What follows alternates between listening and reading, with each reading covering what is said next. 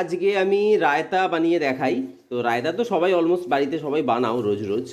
So আমার স্টাইলে একটু বানাও। প্রথমে একটু দই নিয়ে নাও, এরকম একটা কাঁচের বাটিতে টক দই। আমি তো এখানে আমুলেরটা ইউজ করছি, তোমরা যে কোনো তোমাদের এখানে যেটা অ্যাভেলেবেল সেটা ইউজ করো। বেশি দই দিলাম না, অল্প দিলাম, কারণ এর মধ্যে প্রচুর ইনগ্রিডিয়েন্টস পড়বে। তো দইয়ের ওপর এর মধ্যে দিলাম কুচনো শশা, বেশ অনেকটাই শশা কুচনো আছে, বেশ ভালো লাগবে। তার সাথে দেখে নাও দিয়ে দিলাম কাঁচা পেঁয়াজ, তার সাথে দিয়ে দিলাম কাঁচা লঙ্কা, আর তার সাথে দিয়ে দেবো হচ্ছে ধনে পাতা। একটু বাদাম থাকলে তোমরা বাড়িতে দিতে পারো, ভালো লাগে, বাট না থাকলে কিছু করার নেই।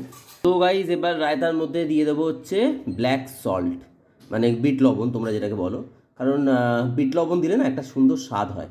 তো আমি একটু বিট লবণই দিলাম। টেস্ট ব্যালেন্সের জন্য চিনি, মানে আমার চিনি গুঁড়ো করা ছিল তাই দিলাম। তো না হলে তোমরা নর্মাল চিনি ইউজ করতে পারো, মধু ইউজ করতে পারো। সো একটু চিনি গুঁড়ো। এর মধ্যে দিয়ে দেবো হচ্ছে ব্ল্যাক পেপার।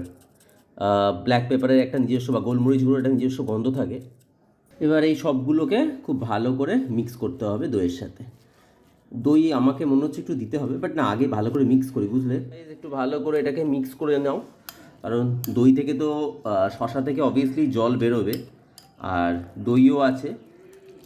ভালো করে এটাকে মিক্স করে নাও। সো দেখো, জিভে জল আনা রায়তা কিন্তু রেডি হয়ে গেছে, আর উপর থেকে জাস্ট একটু পুদিনা পাতা গ্রেট করে দিয়ে এটাকে সার্ভ করে দিয়েছি। চলো এবার এটাকে খাওয়া যাক।